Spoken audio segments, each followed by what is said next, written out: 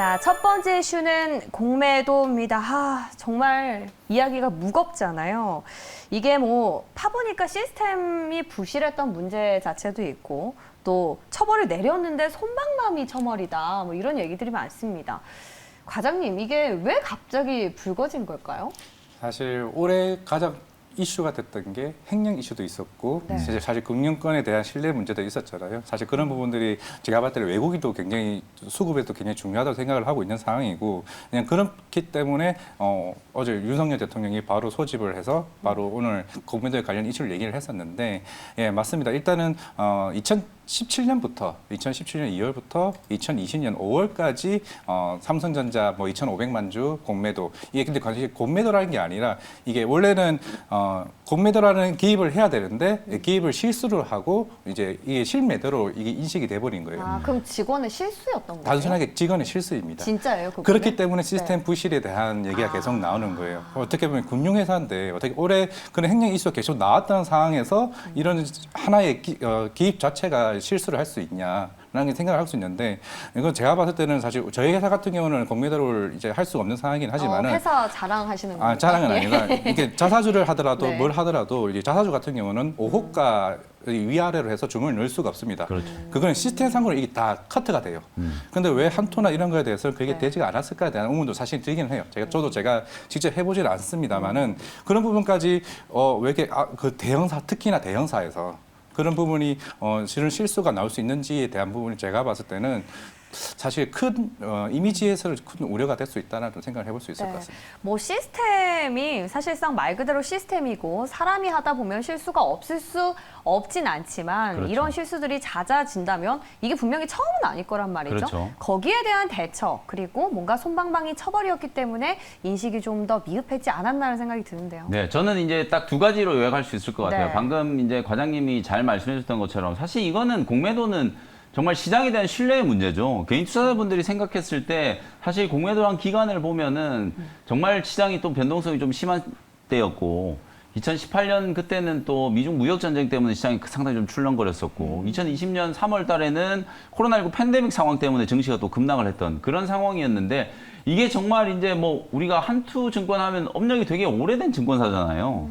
그런데도 불구하고 호가 미표시 이 불법 공매도가 이제 불거졌고 그것 때문에 개인 투자자분들의 입장에서 봤을 때는 아니 우리가 모르는 사이에 얘네들은 이렇게 꿍짝꿍짝 해가지고 공매도해서 돈 벌고 이제 와서 과징금을 이제 부과를 받았는데 과태료 겨우 10억 그것도 또 20% 깎아줬대요. 재무제표 배신감인 보니까. 거죠, 투자자 그러니까 입장에서. 이게 신뢰의 문제를 훼손시키는 거다. 네. 그리고 사실상 이제 저는 또 하나의 문제라고 보는 게 결국은 공매도가 우리가 애초부터 기울어진 운동장이다. 이런 얘기를 정말 많이 했었잖아요. 근데 그 얘기가 나온 게 사실 한 해 두 해의 얘기가 아닌데 아직도 이 정도로 제도나 보안이 미비하고 그리고 그에 따른 처벌에 대한 부분들이 이렇게 손방망이 처벌을 한다라고 하면 과연 이제 어떤 투자자가 우리 시장에서 이렇게 믿고 자금을 이제 투자를 할 수 있겠는가 그런 부분이거든요. 특히나 가뜩이나 이게 뭐 장이 아주 좋을 때 이런 논란이 불거졌다면 뭐 그렇죠. 나쁜 놈들이네 그러고 한번 넘어갈 수 있는 문제지만 지금 개인 투자자분들이 특히 2020년 올해 상반기 얼마나 힘든 시장을 보냈어요. 미국 맞아요. S&P 500 지수가 거의 50년 만에 최악의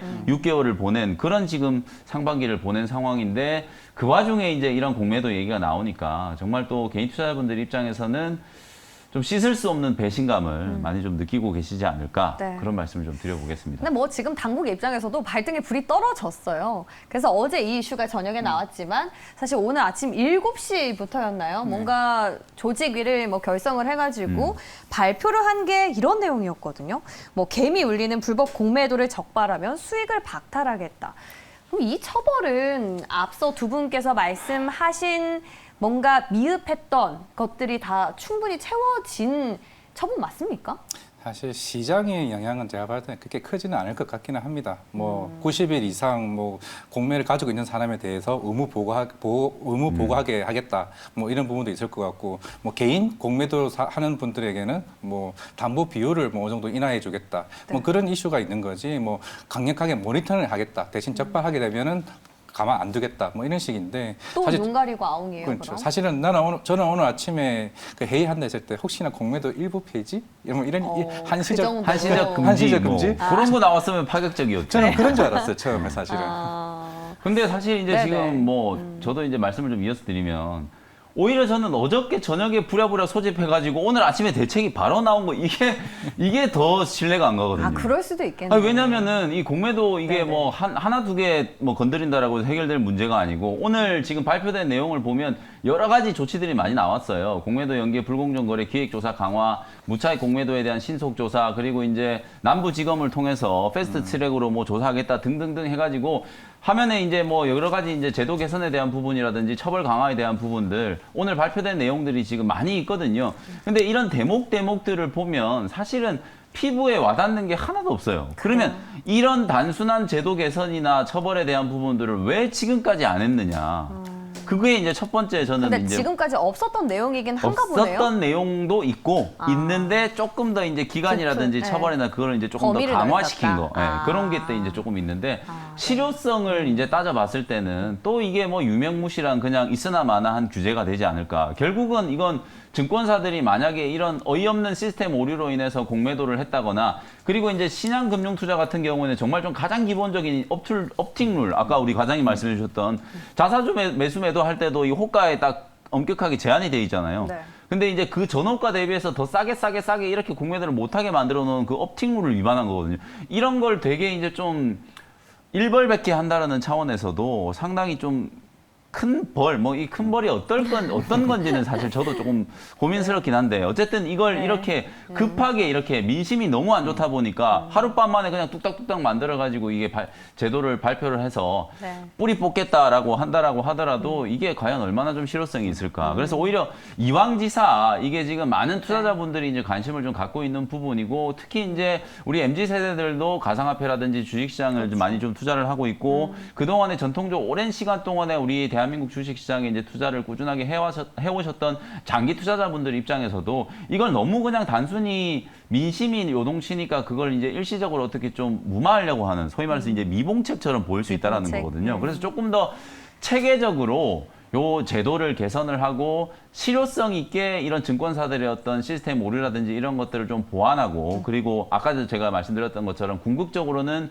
기울어진 운동장이라는 어떤 인식 이걸 이제 개인 투자자분들이 좀 불식시킬 수 있도록 만드는 그런 이제 제도들을 빨리 좀 준비하는 게 옳지 않은가. 사실 이 원론적인 얘기지만 저는 많은 분들이 아마 아실 거예요. 제가 방송에서도 이런 얘기 해가지고 사실 욕먹은 적도 많은데 공매도는 분명히 있어야 돼요. 네네. 사실은 저도 공매도 폐지는 아직까지는 좀 반대거든요. 왜냐면 저희 아카데미 시간에 서서 그렇죠. 교육을 많이 맞아요. 하셨잖아요. 그 얘기 할 때마다 제가 이제 네. 댓글창을 통해서 욕을 많이 먹었는데 근데 어쨌든 맞는 건 제가 생각했을 때 맞는 건 맞다라고 말씀을 드려야 되거든요. 공매도 자체가 나쁜 게 아니라 네. 공매도는 분명히 선기능이 있어요. 근데 그게 우리나라에서 외국인 투자자들 그렇고 일부 이런 기관 투자자들도 그렇고 자꾸 이걸 악용해가지고 기울어진 운동장을 만들어버리니까 그게 문제거든요. 실제로 저는 공매도를 만약에 폐지한다라고 했을 때 외국인들이 자본 유출에 대한 부분들 그리고 우리 시장을 어찌 보면 신뢰를 더 떨어뜨리는 부분이 될 수도 있어요. 네. 공매도의 어떤 선기능을 완전히 좀 무시하는 거기 때문에. 근데 지금 상황은 너무 이제 투자자분들이 이 공매도 자체에 대한 거부감이 좀 강하기 때문에 이걸 조금 바로잡을 수 있는 좀 중장기적이고 실효성 있는 이제 대안들을 좀 만들어 주실 필요가 있지 않을까. 이렇게 말씀을 좀 드려보겠습니다. 갑자기 이런 말씀 드리니까 궁금해지는 게 그럼 만약에 매니저님이 우리 당국이다, 금융당국이다 하면 네. 도대체 센 벌 네. 그런 건 어떤 거 그래서 제가 정도 그것도 하면 아까 좋아요? 이제 좀 고민이 된다라고 네. 말씀드렸는데 네, 이게 센 벌. 결국 이런 거예요. 우리가 이제 상반기 때 네. 오스템 임플란트 횡령 이슈가 있었는데도 뭔가 뭐 대단하게 오스템 임플란트를 상장 폐지를 한다거나 관계자들을 처벌할 수가 없잖아요. 왜냐하면 관계자들을 처벌해버리면 이게 결국 그 피해가 개인 투자자분들한테 돌아가잖아요. 근데 지금 오늘도 마찬가지 한국금융투자라든지 뭐 신한금융이라든지 KB금융 이런 증권사들을 제재를 해버리면 결국 그 증권사에 아무 죄 없는 주주들과 그 증권사를 믿고 거래하는 투자자들이 피해를 받게 되잖아요. 그래서 이게 상당히 좀 어려운 거거든요. 그래서 저는 뭐 하나 생각을 하는 게 어쨌든 가장 높은 단의 책임자들이 이런 부분들에 대한 페널티를 좀 받을 수 있게 연임을 막 금지시킨다거나 뭐 그렇게 이제 좀 엄격한 페널티를 하면 우리가 금융사들은 뭐 과장님 잘 아시겠지만 내부 통제 제도가 엄청 이제 까다롭게 되어 있거든요. 그래서 네. 그런 부분들을 통해서 스스로 이제 좀 통제할 수 있는 그런 이제 방안들을 좀 만들어 놓으면 불특정 다수들이 피해를 보는 일을 좀 없게 만들면서도 제도적인 실효성을 조금 기할 수 있지 않나. 네. 아주 뭐, 현명한 방법 네. 같은데 이게 증권사에서 실현이 가능하겠습니까? 예. 사실 제도권에서는 그렇게 신속하게 움직이지는 않는 것 같더라고요. 제가 생각에는 항상 네. 어쩔 수 없이 과정이 있는 거고 절차가 있다 보니까 쉽게 제도가 바뀌지는 제가 볼 때는 좀 시간이 걸릴 것 같습니다. 네, 네. 여러 가지 이해 관계가 지금 섞여 있어서 공매도 이슈 뭐 우리가 지금 단언하기는 어렵지만 그래도 지금 개선이 되고 있는 단계인 거는 분명한 것 같습니다. 자, 이제 두 번째 이슈로 넘어가 볼까요? 두 번째 이슈는요, 바이든 대통령이 정말 노력을 많이 하고 있는 것 같습니다. 중간선거 위해서 뭐 사우디도 갔다가 지금 사우디에서 잘 안 되니까 지금 이 BBB 법안에 상당히 드라이브를 많이 거는 것 같은데 뭐 이렇게 적극적으로 나서서 뭔가 효과가 있을까요? 굉장히 효과는 저는 있다고 보고 있습니다. 네, 단위가 큰가요? 지금 원래는 이제 7,500억 달러에 대한 얘기가 나왔었는데 네. 사실 조멘친 상원 의원 같은 경우는 작년부터 계속 얘기가 나왔었고 올해 2월에는 우크라이나 사태가 벌어지고 나면서 좀 생각이 조금 바뀌었다가 일부는 허용해주겠다, 어느 정도 금액을 낮춰주겠다. 결국에는 이제 오늘 이제 합의 본 게 3,500억 달러에 대한 합의를 했습니다. 뭐 금액이 반토막 줄었네요. 반토막 줄어도 금액 자체가 엄청나게 많기는 하죠. 물론 이게 뭐 태양광, 풍력, 수소, 뭐 전기차 보조금 지원까지 다 포함이긴 합니다만은 뭐 이게 또 나중에 뭐 내년에 내후년에 또 추가적으로 할 수 있는 부분이기 때문에 결국에는 이제 이렇게 합의를 받고 올해 한 11월 중간 선거 이전 약 한 8월이나 9월쯤에 어느 정도 마지막 결정이 될 것 같기는 합니다. 어느 정도 큰 난관 자체가 조멘치 상원이었기 때문에 실제로 찬성 표수가 오늘 과반수가 안 넘은 상태에서 크게 특별하지 않는 이상 만약 법안 통과가 되게 된다고 하게 되면은 향후 좀 신재생 관련해서는 태양광 위주로 조금 더 탄력이 붙지 않을까 생각하고 있습니다. 네, 조맨친이라고 해가지고 전 처음에 한국인인 줄 알았어요. 조 씨의 네. 맨친 의원. 네. 어쨌든 지금 과장님은 뷰 자체가 큰 금액은 아니었지만 그래도 반토막이 낮지만 그럼에도 불구하고 상당히 실효성이 있고 그 여파가 긍정적으로 좀 전망을 하시는 것 같은데 같은 의견이십니까? 아니 이게 사실 큰 금액이 아니지 않은 게요. 네. 이게 3,690억 달러면 지금 우리 원달러 환율 4조? 1,300원으로 계산하면 4조가 아니라 400조가 넘죠. 아, 거의 한 500조 가까이 되는 거죠.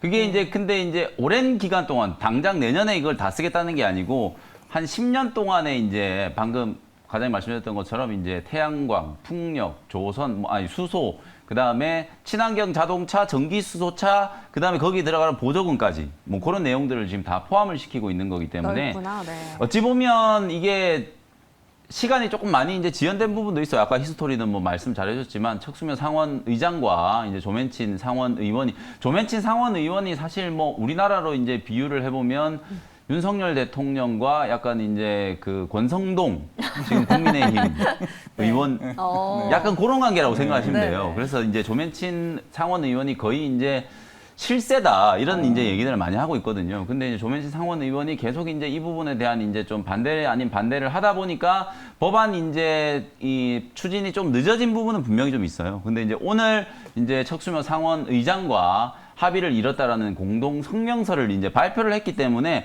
뭐 웬만한 또 뭐 뭔가 변수가 있지 않는 한 상원에서 이제 또 통과가 될 거라고 보여지거든요. 그래서 오늘 아침에 또 이제 반도체 지원 법안이 상원에서 통과됐잖아요. 그리고 이제 이제 친환경 신재생 에너지와 관련된 부분들이 이제 상원에서 통과가 된다면 어쨌든 11월 이제 중간 선거로 가는 이제 교두보를 좀 만드는 거다. 이렇게 이제 평가를 할 수 있을 것 같고 이걸 너무 또 정치적으로 바라보는 것보다는 민주당은 뭐 우리 시청자분들이 다들 잘 아시다시피 정강 정책 자체가 원래 이제 신재생 친환경 이쪽을 많이 조금 장려를 하는 그런 이제 정강 정책들을 갖고 있었던 정당이었기 때문에 그런 이제 정책의 연속선 상에서 어찌 보면 추진을 하고 있는 거라고 보시면 되고 또 하나는 결국 이게 이제 시발점이 바이든 대통령이 이제 대통령 선거 때부터 얘기했던 대규모 인프라 투자의 일환이라는 거예요. 결국은 경기가 지금 침체된다라는 우려들이 좀 많이 있기 때문에 반도체 지원 법안을 통해서 공급망과 관련된 재편을 이제 꿈꾸고 있는 거고 그리고 신재생 에너지 특히 이제 태양광, 풍력 이런 쪽은 아무래도 기간 산업이다 보니까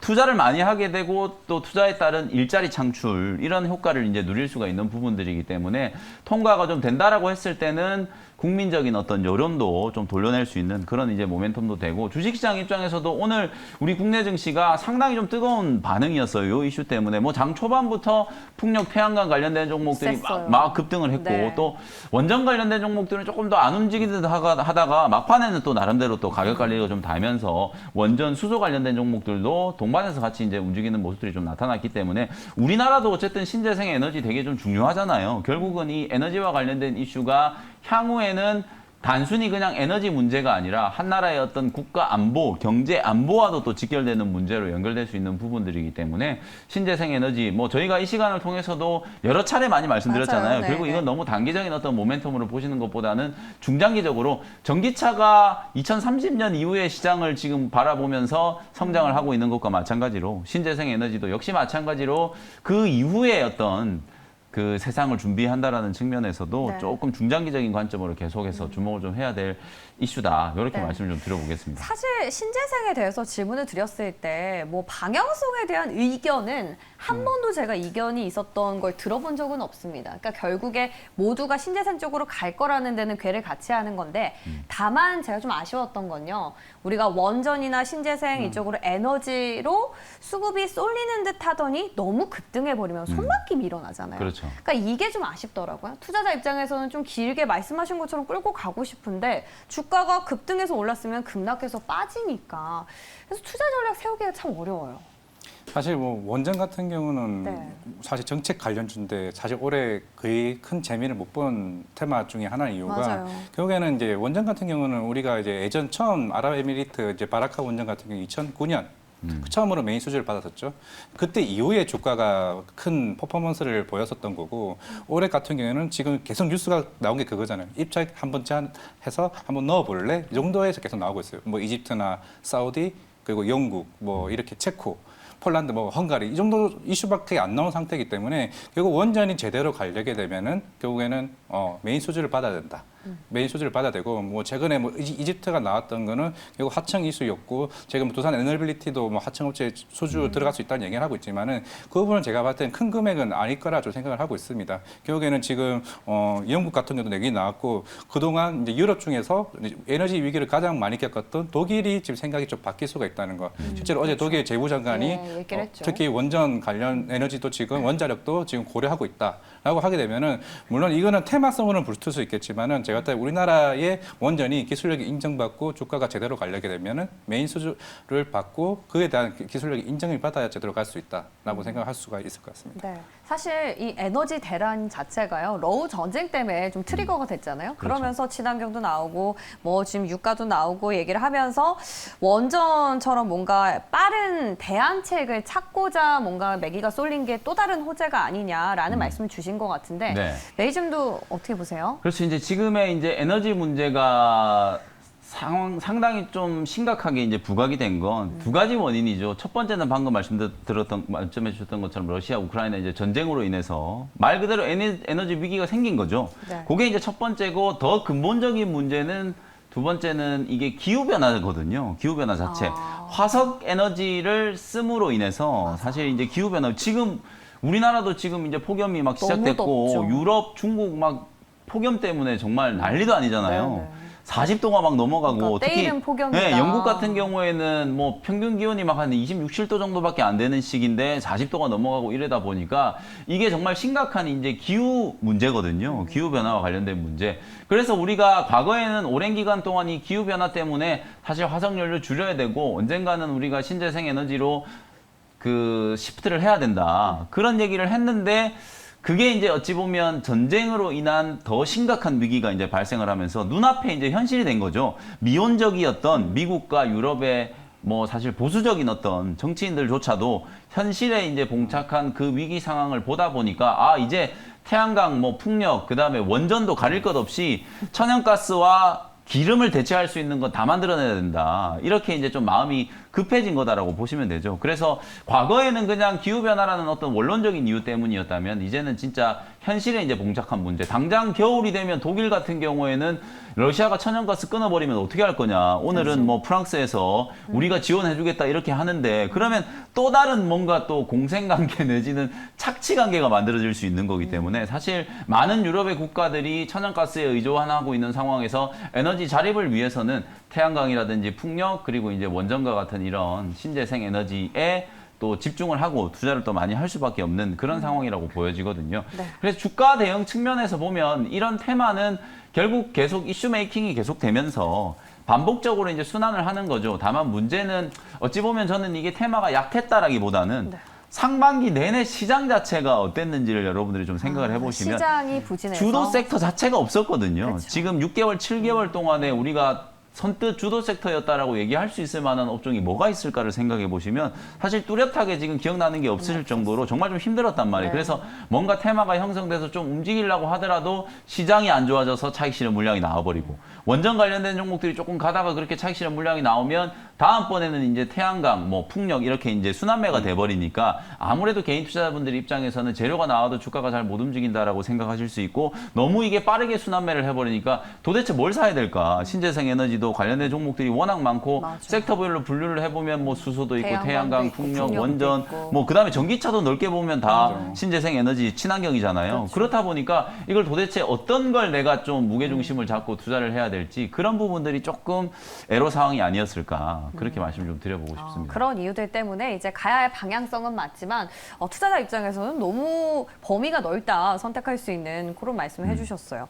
자, 그럼 과장님도 원전이랑 신재생을 투트랙으로 일단 간다는 데는 동의하십니까?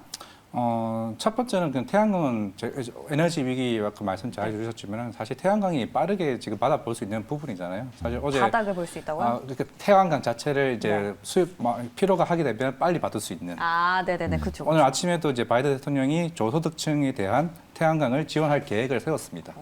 그만큼 태양광에 대한 이슈가 계속 나오고 있고 그리고 지금 모든 미국에 있는 빅테크 기업들은 말씀드렸지만 태양광의 모듈을 어느 정도 다 쓰고 있는 상태입니다. 특히 애플 같은 경우도 본사의 천장이 전부 다 태양광으로 깔려 있는 만큼 오히려 그런 친환경 관련해서는 태양광이 가장 빠르게 움직일 수 있는 부분이고 사실 원전은 뭐 SMR도 뭐 5년 걸리고 대형 원전 같은 경우는 거의 15년이 오래 걸리는 그렇죠. 상황이다 보니까 결국에는 가장 빠른 게 어디냐. 지금 유럽 같은 경우도 최근에 EU 텍스노미 관련해서도 물론 원전을 포함을 시키긴 했습니다만은 결국에는 태양광, 풍력 순서대로 이제 원전으로 따라 흐름이 가지 않을까 저는 그렇게 생각하고 있습니다. 그러니까 원전의 파이는 점점 줄이면서 태양광이랑 어떤 다른 친환경 쪽을 좀 늘려간다. 근데 우리가 또 기업의 입장에서 얘기해 보니까 텍소노미도 있지만 아리백도 있잖아요. 그렇죠. 그거 아리백은 원전도 포함이 돼요? 만약에 네, 그렇다면 원전도 포함이 되죠. 그래요?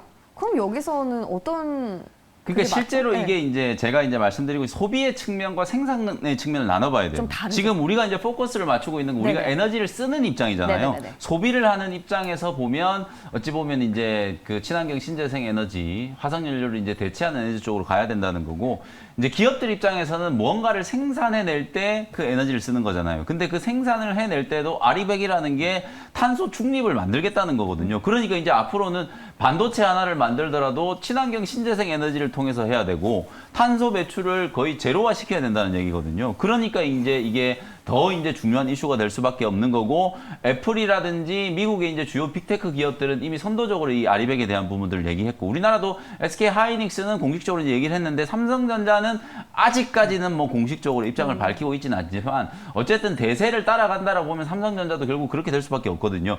그러면 우리가 두 가지 측면에서 어찌 보면 소비의 측면에서 보면 과장님 정말 잘 말씀하셨던 것처럼 이건 결국 투트랙이 될 수밖에 없는 게 아니 지금 당장 천연가스가 없고 유가가 막 130달러 근처까지 급등을 했었으니까 네. 대체할 수 있는 뭔가가 필요한데 원전 지금 지으면 막 15년 걸리고 풍력도 풍력 타워 하나 올리는 데만 몇 년이 지금 걸리는데 그러게요. 그게 당장 어떻게 에너지원으로 쓰기까지는 시간이 너무 오래 걸리잖아요. 그래서 풍력 타워도 분명히 이제 뭐 계절적인 그 입지나 그리고 지리적인 입지를 좀 따져야 되겠지만 네. 풍력이라든지 원전은 상당히 좀 장기간의 플랜을 놓고 투자를 해야 되는 부분이고 태양광 같은 경우에는 어찌 보면 지금 이미 효율에 대한 문제, 그리고 네. 이제 태양광 패널도 나중에 이거 우리 전기차도 배터리 나중에 다 쓰고 나면 이거 다 환경오염 물질인데 그렇죠. 태양광 패널도 마찬가지긴 하거든요. 이제 그런 부분들은 문제가 있지만 그건 이제 보완하면 되는 거고 당장 가장 특히 이제 미국 같은 경우에는 태양광 발전을 하기에 상당히 좀 좋잖아요. 평지가 많고 하루 종일 그 태양들이 내리쬐는 지역들이 너무 많다 보니까 네.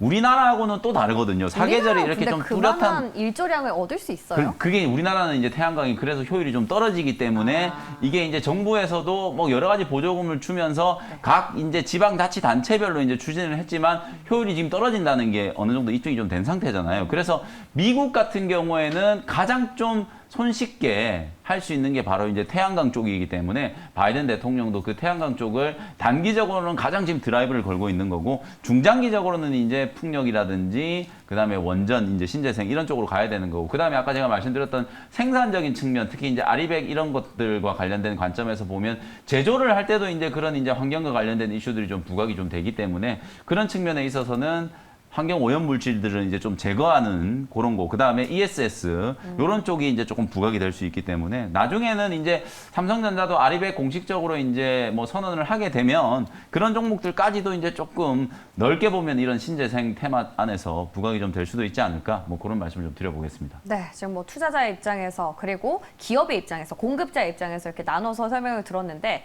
자, 우리는 결국 투자자 아니겠습니까? 과장님 같으면 신재생에서 하나 섹터 골라가지고 투자를 하면 어떤 종목 사시겠어요? 태양광 중에서 하나솔루션. 오늘 20% 넘게 올랐습니다. 저도 오늘 이거 준비하면서 물론 시간에서도 아까 좀 급등하고 있습니다만 네. 사실 어떻게 보면 지금 포트가 잘 짜여 있던 게 물론 폴리실리콘 가격이 최근에 많이 오르면서 그에 대한 부담을 가질 수 있겠습니다만은 하나솔루션 같은 경우는 이미 작년 12월에 미국에 있는 폴리실리콘 기업 이제 REC 실리콘이라는 회사를 16% 정도 지분을 인수를 했습니다. 사실 그런 부분 어느 정도에 대한 가격 급등에 대한 부분은 어느 정도는 다른 회사와 다르게 좀 효율적으로 관리를 할 수 있는 부분이 좀 볼 수가 있을 것 같고 그리고 물론 이 회사 같은 경우는 뭐 석유화학도 있고 뭐 갤러리아 백화점도 있겠습니다만 그걸 제외하고 지금 태양광 자체만으로도 실제로 미국 시장에서도 이제 가정용이나 이런 산업용 같은 경우에도 이미 점유율 자체가 거의 한 20% 정도 있을 만큼 굉장히 상위권에 있습니다. 그리고 오늘 실적 발표가 나왔습니다만은 실제로 유럽이나 미국에 있는 태양광 모듈 판가가 중국보다 판가가 굉장히 높았다는 부분. 실제로 7분기 만에 흑자 전환한 게 사실 애널리스트 리포트에서 이렇게 전망한 애널리스트 한 명도 없었어요. 그래서 좀 시장이 훨씬 그게 놀란 표현이 나왔다 보니까 주가가 20% 나왔고 그 이후에 장이 끝났는데 현대 에너지솔루션이 또 실제 또 잘 나온 거예요. 어떻게 보면 오늘 같은 날에 아침부터 시작을 해서 태양광으로 시작해서 태양광으로 끝났다. 라고 좀 말씀할 수 있지 않을까요? 그리고 특히나 하나솔루션이나 말씀하신 현대 에너지솔루션 같은 경우에는 폴리실리콘 가격 대비해서 주가가 잘 가고 있는데 성적표까지 잘 나와서 그 아기가 좀 잘 맞아 떨어진 것 같습니다. 태양광에서 꼽아주셨거든요. 네. 태양광 빼고 여쭤볼 거예요. 저는 좀 비겁하게 지금 섹터별로 다 갖고 왔는데 탑픽을 갖고 오진 않고 다 좀 분류를 좀 해왔는데요. 뭐 입맛대로 고르죠. 그래서 저는 이제 태양광은 당연히 이제 오늘 그래요? 하나솔루션하고 현대에너지솔루션 사실 얘기를 안 할 수가 없을 것 같아요. 저는 진짜 오늘 이게 사실 잘 되는 쪽은 이렇거든요. 얼마 전에 여러분들도 아시다시피 현대로템이 네. 폴란드 이제 그 공급 계약 구체화되고 나서 공시 딱 뜨고 나서 실적 발표 같이 나왔거든요. 근데 또 실적까지 좋다 보니까 현대로템 주가가 그냥 날아가 버렸잖아요. 그렇죠. 마찬가지로 오늘 이제 하나솔루션도 똑같은 흐름이라고 보시면 되거든요. 오늘 미국에서 이제 들려온 정책적인 어떤 이슈 거기에다가 실적을 발표했더니 말 그대로 예상을 뛰어넘는 어닝 서프라이즈가 이제 나오면서 나왔어요. 오늘 장중 내내 뭐 하나솔루션 같은 경우에는 정말 뭐 화끈하게 수급이 계속 조금 들어오는 체결 강도가 하루 종일 거의 강하게 좀 붙어주는 뭐 그런 모습이었기 때문에 네. 하나솔루션은 당연히 뭐 좀 계속 좀 봐야 될 것 같고요. 하나솔루션 어떤 기업이 여러분들이 아시다시피 이런 정말 많은 모멘텀들 태양광뿐만 아니라 여러 가지 신사업들을 추진하면서 진짜 좀 소위 말해서 가장 이상적인 또 사업 포트폴리오를 좀 만들어 놓은 기업들이었는데 기업이었는데 캐시파워가 좀 많다. 네, 주가 흐름 자체가 진짜 정말 투자자분들 입장에서 봤을 때는 정말 좀 속 터지는 거의 2년 가까이 박스권 이제 행보를 하면서 움직이지 않았었는데 오늘 이제 이게 엄청나게 이제 강한 수급이 조금 들어오면서 말 그대로 이제 시장에서 폭발적인 좀 관심을 받기 시작한 거거든요. 2020년 뭐 3월 이후에 뭐 올라가지 않은 종목이 없습니다만은 하나솔루션도 역시나 이제 기술적으로 봤을 때는 2020년 3월에 폭락을 했다가 그 이후에 하반기 때 엄청나게 좀 강한 네. 상승 탄력을 좀 받았었고 이때 나왔었던 모멘텀들이 그대로 지금 재현되고 있다. 어찌 보면 이때 나왔던 건 단순히 기대감들이었다면 지금은 이게 이제 실적으로까지 확인이 되고 있는 상황이기 때문에 하나솔루션 입장에 오늘 뭐 기관 외국인들 수급을 한번 보세요. 엄청 정말 많이 그냥 났죠. 앞뒤 안 가리고 무식하게 그냥 매수를 한 상황이거든요.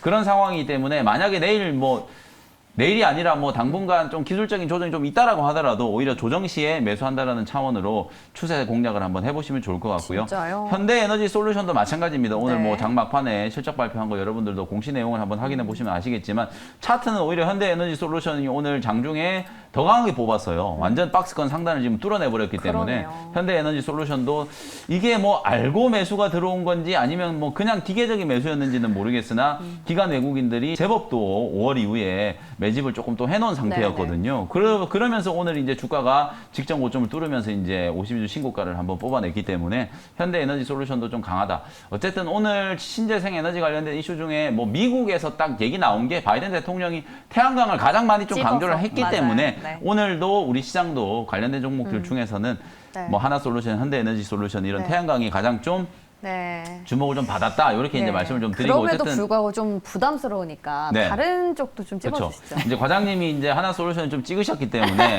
저도 요걸 찍으면 이제 시청자분들이 또 좀 실망하실 테니까 저는 원전 쪽을 좀 말씀을 좀 드려보고 싶어요. 그래요? 아까 이제 과장님이 되게 좀 중요한 말씀을 좀 해주셨던 게 실제로 이제 최근에 이제 나왔던 이제 이집트 이슈는 이미 러시아의 이제 기업이 1차고. 한 9조 원 거의 40조 원 규모로 이제 수주를 해놓은 상태 그걸 이제 하청을 하는 거거든요. 그래서 이제 계약 단위가 수조 원 정도. 근데 우리가 이제 기대하는 건 앞자리가 이제 수십조 원이 돼야 되거든요. 그런 이제 대규모 프로젝트를 이제 수주하기까지는 조금 시간이 좀 걸리지 않나. 다만 그럼에도 불구하고 이제 최근에 이제 각광받고 있는 게 소형 원전이잖아요. 아까 SMR. 말씀해 주셨던 것처럼 이 원전을 하나 짓는데 뭐 작게는 뭐 한 6, 7년, 길게는 뭐 15년까지도 지금 걸리기 때문에 그런 부분들을 감안했을 때는 조금 더 효율적으로 발전을 할 수 있는 소형 원전, 모듈 원전이 이제 각광을 좀 받고 있는 거거든요. 네. 그 정도 소형 모듈 원전 시장에서는 나름대로 이제 유럽 쪽에 대한 어떤 수주 이런 것들을 단기간 안에 좀 기대를 해볼 수가 있기 때문에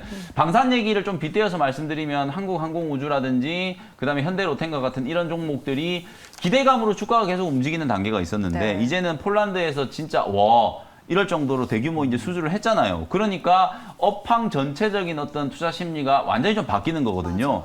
방산이 그냥 기대감 뭐 들리지 않는 어떤 소문에 따라서 움직이는 그런 게 아니라 진짜구나. 이런 이제 수주가 이제 그러면 폴란드뿐만 아니라 저기 동유럽에 있는 많은 나라들 지금 전쟁 때문에 막 줄지어서 막 나토 가입하려고 하는 핀란드, 스웨덴 이런 나라들조차도 무기 보강해야 되지 않나, 국방비 더 투자해야 되지 않나 이런 얘기들을 하고 있잖아요. 그 우리나라 또 이웃나라 일본은 또 헛번개들까지 추진하고 있죠. 결국은 이 국방비 증액에 대한 부분들은 일시적인 어떤 모멘텀이 아니라 네. 많은 나라들 전 세계적으로 지금 러시아가 우크라이나를 이제 침공을 해가지고 전쟁이 발발한 걸 보면서 아 국가 안보를 위해서 안위를 위해서 신무기 빨리빨리 좀 도입을 해야 되고 이런 부분들에 대한 이제 국방비를 증액하는 거에 대해서 거부감이 전혀 없어졌단 말이에요. 사실 우리나라도 예전에는 이제 정권에 따라서 국방비 증액한다 그러면 또 북한하고 싸우려고 그러는 거냐, 북풍이냐 뭐 이러면서 비판적인 시각들도 많았는데 네, 정치적으로. 지금은 이제는 우리나라뿐만 아니라 많은 나라들이 국방비 증액한다 그러면 옳소 잘한다 이런 이제 분위기가 주류를 이루고 있는 상황이거든요.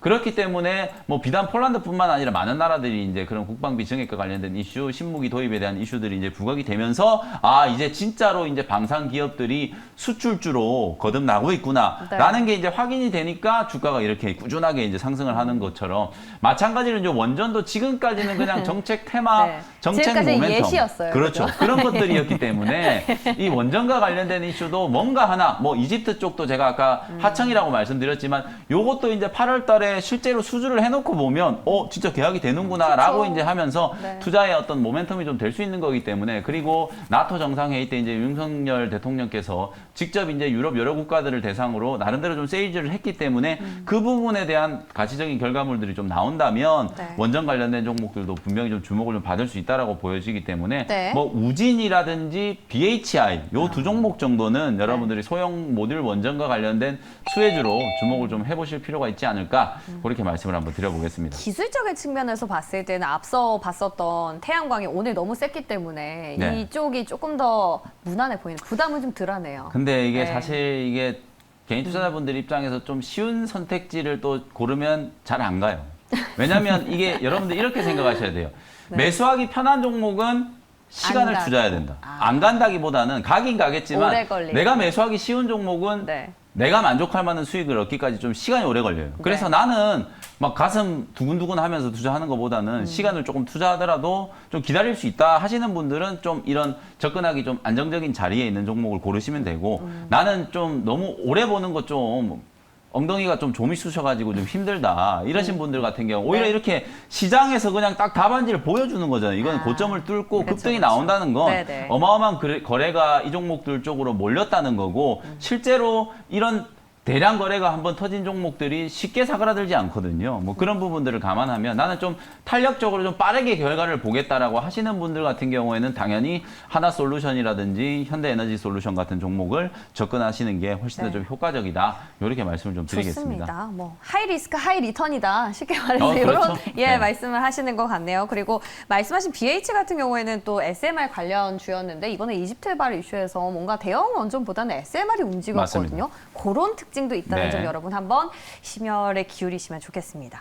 자, 그럼 저희가 마지막 이슈 보기 전에 이벤트 공지 하나 한번 더 하고 갈게요. 여러분 샵 2034로 지금 저희 3명 중에 가장 응원하고 싶은 분을 사진을 찍어 보내주시면서 응원 메시지를 보내주시는 분들께 맞춤형 선물을 드리고 있습니다. 헤어 케어 세트 그리고 다이어트 건강 기능식품 준비되어 있으니까 끝까지 함께해 주시면 감사하겠습니다. 자, 그럼 이제 대망의 마지막 이슈 공개해 보겠습니다. 열어주시죠. 다가오는 8월 월간 투자 전략에 대해서 저희가 좀 세워볼까 합니다. 와, 저는 이때까지 살면서 두 분 앞에서 이런 말씀 드려서 좀 죄송한데요. 별로 차이 안 나요? 아, 그래요? 네. 아, 나이 공개 갑니까?